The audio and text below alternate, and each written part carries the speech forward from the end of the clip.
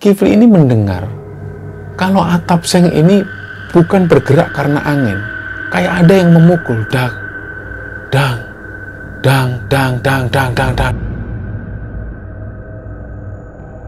Nah, waktu itulah Kifli ini mendengar si sosok ini, laki-laki ini, dia batuk berdeham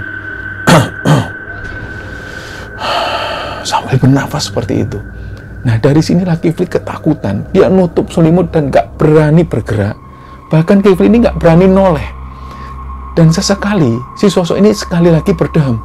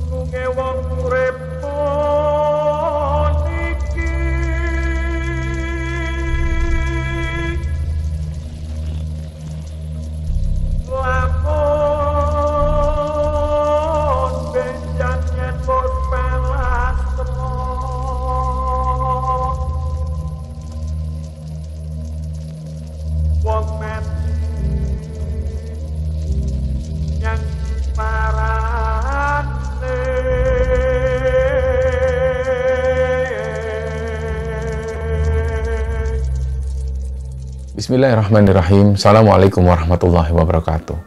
Sobat Kembara Sunyi dimanapun berada, pada kesempatan kali ini kami akan bercerita tentang sebuah kisah yang dikirim oleh Sobat Kembara yang bernama Kifli. Sebelum kita masuk ke ceritanya, untuk teman-teman yang nonton tayangan ini dan belum subscribe, jangan lupa untuk subscribe lebih dulu agar channel Kembara Sunyi ini lebih berkembang lagi dan kami lebih bersemangat lagi dalam membuat konten-konten terbaru di Kembara Sunyi. Dan untuk teman-teman yang telah mendukung kami show ini, kami mengucapkan terima kasih banyak. Semoga amal kebaikan teman-teman dibalas kebaikan berlipat oleh Allah Subhanahu wa Ta'ala.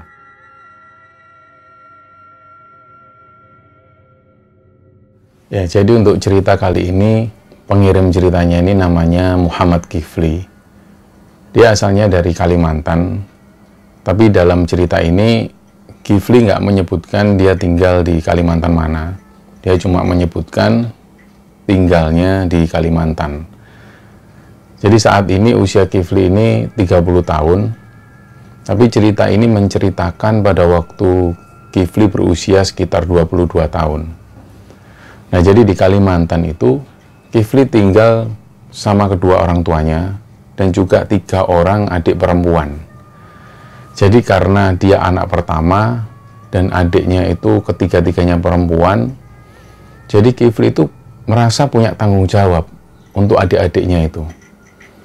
Jadi pas ketika Kifli lulus SMA, dia nggak mau melanjutkan kuliah. Dia lebih memilih untuk kerja apapun itu. Jadi ketika lulus SMA, Kifli ini melakukan kerja apapun, yang penting halal. Karena dia punya prinsip, dia pengen membantu kedua orang tuanya, apalagi dia kepingin juga ikut bantu membiayai sekolah adik-adiknya yang semuanya perempuan itu. Nah, pada masa-masa itu apapun dikerjakan sama si Kifli ini. Kerja apapun dikerjakan asalkan halal. Sampai nggak terasa, ini berjalan sekitar 3 tahun. Nah, pas setelah berjalan 3 tahun inilah baru Kifli ini keingat. Ada satu temennya yang namanya ini Radit. Si Radit ini sudah lama kerja di tambang. Ya, kita tahu bahwa di Kalimantan ini banyak sekali pertambangan-pertambangan. Dan di sana itu banyak pertambangan batu bara. Jadi Kifli tiba-tiba ingat satu temannya ini yang namanya Radit. Jadi waktu itu dia langsung menghubungi si Radit. Dia tanya, kira-kira ada kerjaan nggak di pertambangan? Jadi ada diskusi pada waktu itu. Si Kifli tanya, Dit, aku kerja apapun lah, Dit. Satpam atau jaga apa, maulah aku. Aku cuma ngandelin ijazah SMA ini. Nah, ternyata waktu itu si Radit ini bilang, ya sudah kamu tunggu dulu, ini coba tak carikan lah, mungkin ada lowongan-lowongan. Nah, ternyata beberapa hari kemudian Radit menghubungi Kifli. Nah, ada lowongan kerjaan, bisa dikatakan ini satpam.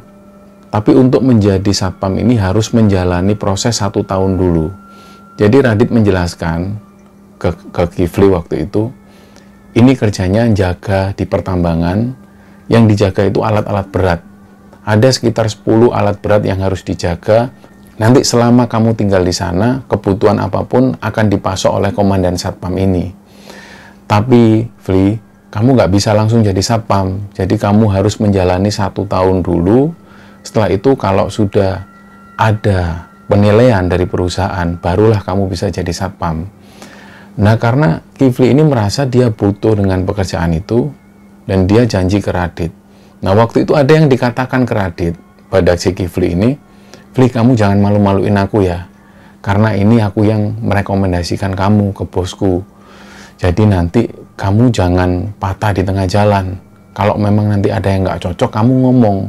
Jangan nanti putus di tengah jalan. Nah, si Kifli pun mengiyakan. Akhirnya pada hari itu berangkatlah si Kifli ini. Dia ketemu satu orang. Nah, satu orang inilah yang kita sebut namanya Pak Ratno. Pak Ratno ini adalah komandan satpam. Jadi diantarkanlah, ternyata tempatnya ini jauh. Memakan waktu sekitar 3-4 jam perjalanan. Dan pada waktu itu, jalan ini tanahnya itu tanah merah.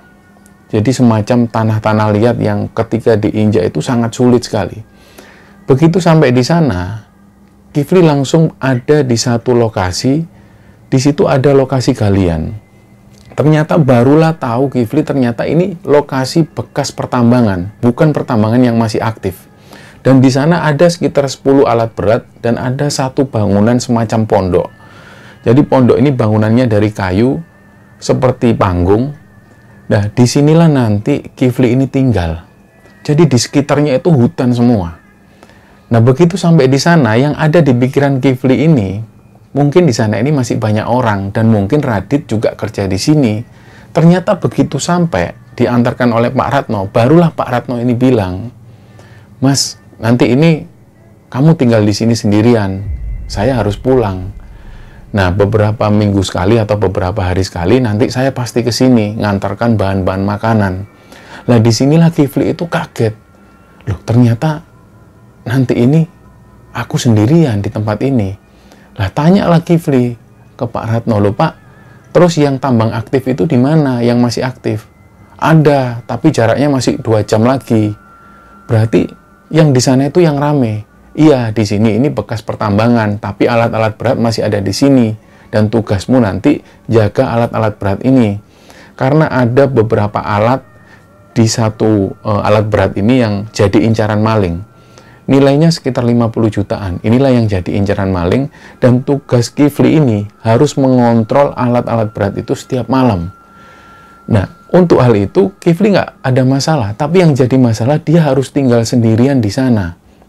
Nah, karena dia sudah janji ke Radit bahwa dia akan memenuhi janjinya, dia akan mencoba menjalani, akhirnya Kifli pun mengiyakan. Jadi sore itu Pak Ratno pulang. Kifli ini ngelihat situasi di sana. Di sekitarnya itu hutan, pohon-pohon yang besar-besar semua. Dan jalanan itu terbuat dari tanah merah, sehingga sulit dilalui kendaraan biasa. Nah, waktu itu Kifli ini nggak melihat satupun ada mobil atau sepeda motor yang lewat.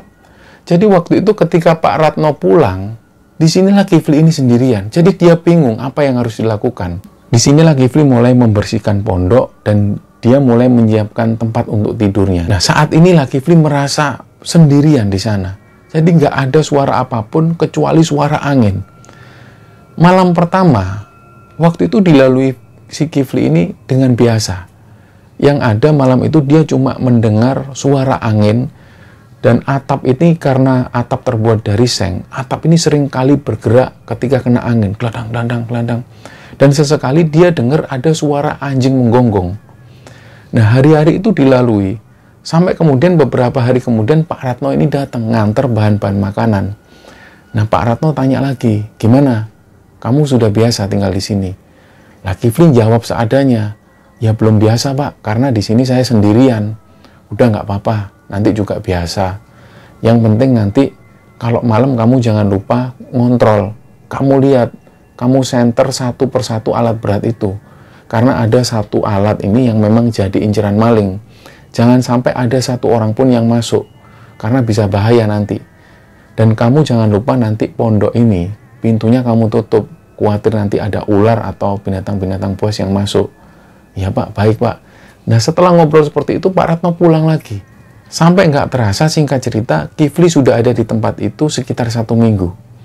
Nah malam itu, pas si Kifli ini lagi santai, dia seperti biasa, dia nyalakan senter sambil ngontrol satu persatu alat berat. Karena Kifli nggak mau jalan jauh-jauh, jadi dia senter dari jauh. Ketika ada yang mencurigakan, baru dia deketin. Tapi malam itu nggak ada yang mencurigakan. Seperti biasa yang dilakukan Kifli di sana, dia bakar api unggun untuk menghilangkan rasa dingin waktu itu. Nah, selesai bakar api unggun, Kifli pun masuk, dia bersiap untuk tidur. Nah, malam itu nggak tahu kenapa, suara anjing ini melonglong semua. Yang awalnya ini cuma 1 atau 2 anjing yang melonglong. Waktu itu benar-benar dia mendengar banyak sekali suara anjing yang melonglong. Nah, disinilah Kifli merasa ada yang aneh malam itu. Nah, lama-kelamaan, suara anjing ini kayak mendekat ke arah pondok. Nah, disinilah Kifli ini sudah mulai agak ngerasa nggak enak. Nggak lama setelah itu, dia dengar ada suara langkah kaki yang naik ke pondok. Nah, waktu itu Kifli sudah nggak yakin kalau ini manusia. Karena nggak mungkin. Kalau ini memang benar manusia, harusnya dia dengar ada suara kendaraan yang mendekat. Tapi waktu itu nggak ada sama sekali suara kendaraan. Jadi dia cuma dengar ada suara langkah kaki yang naik ke pondok. Dek, dek, dek. Dan waktu itu Kifli lupa nutup pintu. Jadi suara ini mendekat ke arah Kifli. Langsung Kifli ini nutup selimut. Dia nggak berani sekalipun noleh ke arah belakang. Dan si sosok ini, dia dengar, Kifli ini dengar jelas. Dia duduk. Jadi Kifli ini sambil ketakutan, dia nutup selimut. Dia sambil membayangkan yang indah-indah. Dia nggak mau membayangkan yang menakutkan. Hampir 10 menit kemudian, barulah sosok ini pergi. Nah, dari sinilah si Kifli langsung nutup pintu dan dia kembali tidur. Keesokan harinya, pagi itu, ketika matahari sudah terbit, karena Kifli ini ngerasa curiga, dia cek lah. Dicek di jalanan itu, di tanah yang merah itu, seharusnya ada jejak langkah kaki. Kucing pun kalau lewat di tanah merah itu pasti meninggalkan jejak. Tapi waktu itu, pas si Kifli ini ngeliat, gak ada satupun jejak langkah kaki. Dari sinilah Kifli mulai merasa takut, dan dia coba menghubungi Radit. Karena sinyal di sana ini susah. Dia coba menghubungi Radit berkali-kali nggak bisa. Sinyalnya selalu susah. Akhirnya Kifli jalan menuju ke arah jalan. Dia menjauh dari pondok. Harapannya supaya dia bisa dapatkan sinyal. Nah begitu dia sudah dapat sinyal, dia telepon si Radit. Dia bilang, Dit, aku kayaknya nggak kerasan di sini. Aku setiap malam ini sebenarnya ada hal-hal yang mengganggu. Nah si Radit bilang ke Kifli, kamu jangan gitu, Fli. Aku nggak enak sama bosku. Aku yang merekomendasikan kamu loh. Aku kan sudah bilang, kamu cobalah bertahan dulu. Yang paling nggak 1 bulan lah, supaya gajimu ini juga keluar. Kamu jangan langsung keluar. Ini kan belum 1 bulan. Nah, mendengar penjelasan itu, Kifli ini masih terus meyakinkan Radit. Dit, aku ini nggak, sebenarnya aku kan penakut, Dit. Kamu nggak tahu sih kondisi di sini seperti apa. Aku tuh sendirian. Lah Radit bilang, iya aku tahu kamu sendirian, aku tahu. Makanya aku kan bilang ke kamu, kamu bertahan dulu lah 1 bulan. Nanti kamu coba bilang ke Pak Ratno, apa keluh kesahmu di sana. Siapa tahu Pak Ratno bisa merekomendasikan kamu di pertambangan yang masih aktif. Nah dari sinilah Kifli bilang ke Radit, ya sudahlah, tak paksakan aja lah, aku nyoba di sini dulu lah. Ya sudah, minta tolong ya Fli, aku nggak enak sama bosku Fli. Radit terus ngomong seperti itu. Akhirnya malam itu, si Kifli tidur lagi di pondok tersebut. Nah, malam itu, suasana ini mulai nggak enak. Angin yang tadinya berhembus semilir, tapi malam itu tiba-tiba angin ini berhembus kencang. Nah, sampai-sampai atap seng ini bergerak dengan sendirinya. Nah, waktu itu, Kifli ini mendengar, kalau atap seng ini bukan bergerak karena angin. Kayak ada yang memukul, dang, dang, dang, dang, dang, dang, dang, dang, dang. Terus seperti itu. Akhirnya karena Kifli ini sudah mulai merasa takut, dia masuk ke pondok. Tapi dia ingat malam itu dia belum kontrol. Nah, ketika angin ini sudah mulai reda, mulai normal seperti biasa, barulah Kifli keluar lagi dari pondok. Dia senter satu persatu alat berat itu. Nah, pada waktu dia nyenter satu alat berat yang ada di bagian pojok, dia ngelihat ada sosok laki-laki yang berdiri di situ. Nah, sosok laki-laki ini nggak jelas karena Kifli ngelihat sosok ini dari jauh. Ada sosok laki-laki, dia cuma berdiri dan melihat ke arah pondok. Nah, Kifli ini sudah takut, jadi dia matikan senter dan dia diem. Karena Kifli sudah yakin ini bukan manusia. Nggak mungkin ada manusia di jam seperti ini, dan dengan kondisi seperti ini, dan dia sendirian di sana. Langsunglah Kifli matikan senter, dia masuk lagi ke pondok, sambil dia ngerasa ketakutan. Nah, nggak lama kemudian, anjing ini melonglong lagi. Oh, dan semua semakin banyak anjing yang melolong. Dan waktu itu seolah-olah anjing ini bergerak mendekat ke arah pondoknya Kifli. Jadi Kifli itu kayak merasa anjing-anjing ini kayak melingkar memutari pondok yang ditempati Kifli. Jadi Kifli semakin takut dan dia diem. Langsunglah waktu itu Kifli nutup selimut sambil dia itu benar-benar ketakutan. Nah, nggak lama kemudian datang lagi sosok. Ada seseorang yang naik ke arah pondok. Dan langkah kakinya itu jelas. Dak, dak, dak. Nah, karena Kifli waktu itu belum nutup pintu pondok, karena dia yang ada di pikirannya, nanti dia akan kontrol lagi. Jadi pintu belum ditutup. Nah, sosok ini masuk. Dan tiba-tiba sekali lagi duduk persis di belakangnya Kifli. Nah, waktu itulah Kifli ini mendengar si sosok ini, laki-laki ini, dia batuk, berdeham. Sambil bernafas seperti itu. Nah, dari sinilah Kifli ketakutan. Dia nutup selimut dan gak berani bergerak. Bahkan Kifli ini gak berani noleh. Dan sesekali, si sosok ini sekali lagi berdeham. Nah, disinilah langsung Kifli itu ngerasa ketakutan. Dia gemetaran, gak bisa bergerak sama sekali. Dia cuma bisa bergetar sambil menahan rasa takut. Nah, kejadian itu hampir 5 menit. Nggak lama kemudian sosok laki-laki ini pun pergi. Jadi Kifli bisa mendengar suara langkah kakinya. Nggak lama setelah itu dia pun pergi. Kifli berniat mau nutup pintu pondok. Tapi begitu pas Kifli mau nutup pintu pondok, nggak tahu kenapa tiba-tiba Kifli itu pengen nyenter ke arah alat-alat berat itu. Dia ngerasa curiga, jangan-jangan ini ada maling. Disenterkan lagi ke arah alat-alat berat itu. Begitu disenter, ada sosok laki-laki ini tadi, yang tadinya dia jauh jaraknya. Waktu itu laki-laki ini dekat sekali dan bisa dilihat oleh si Kifli.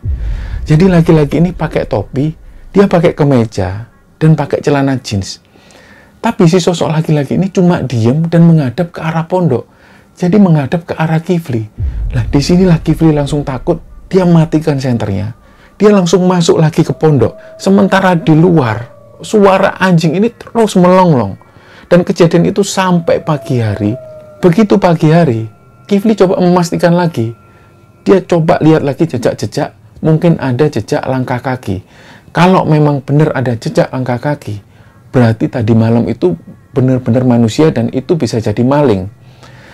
Begitu dilihat sama si Kifli, ternyata nggak ada jejak satupun.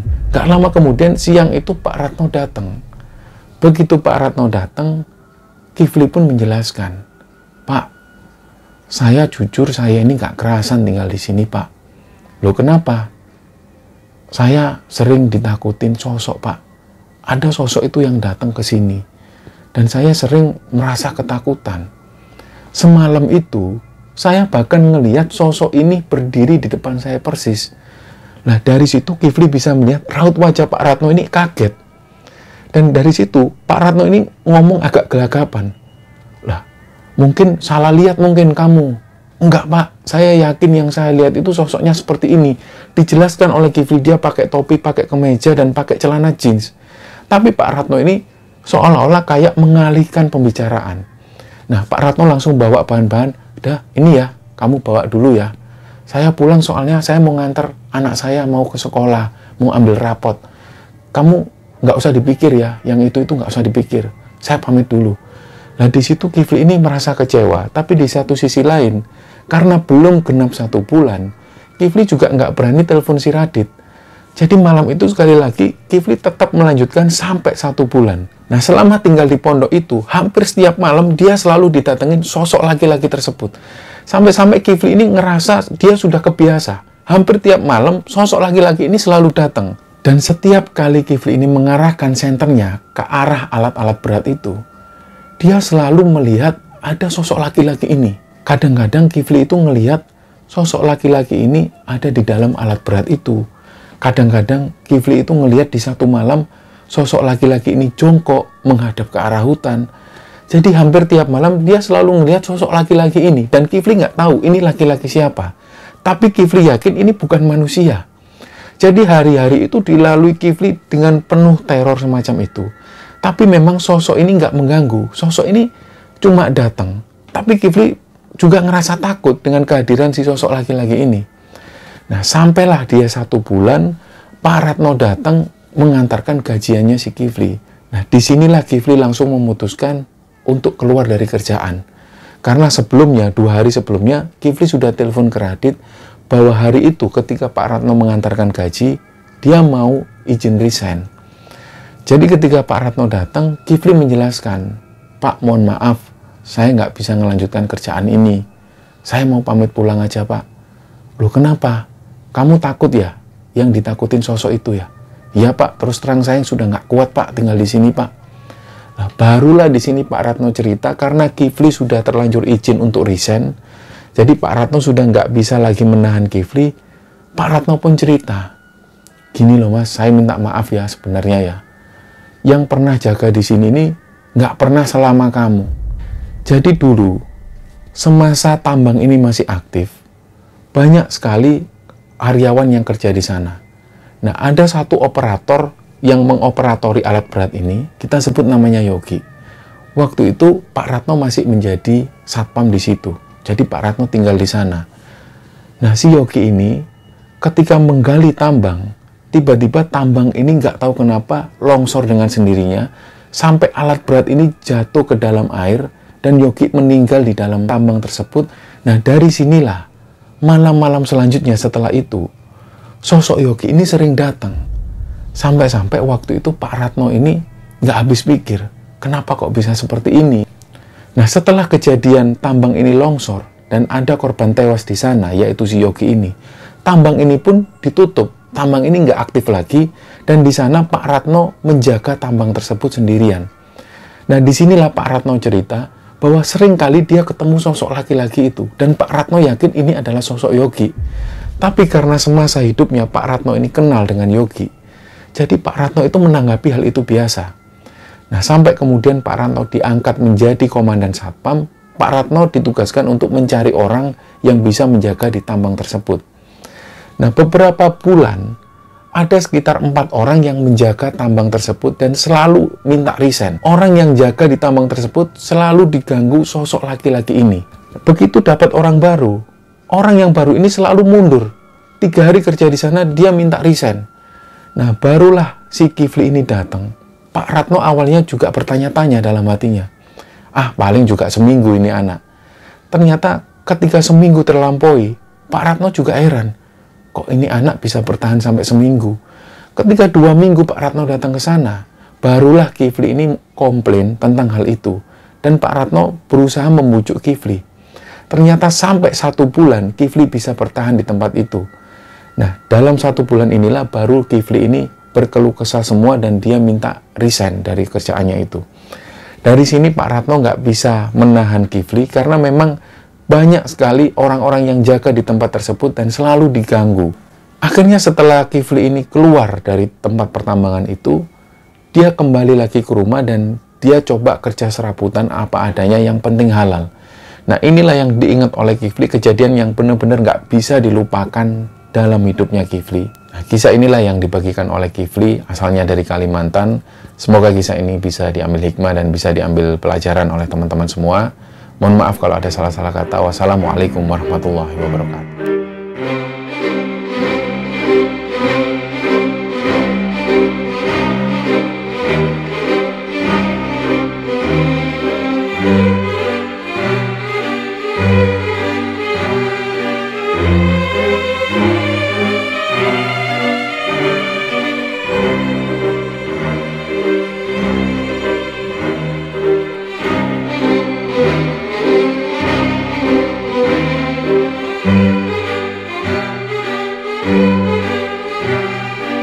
Thank you.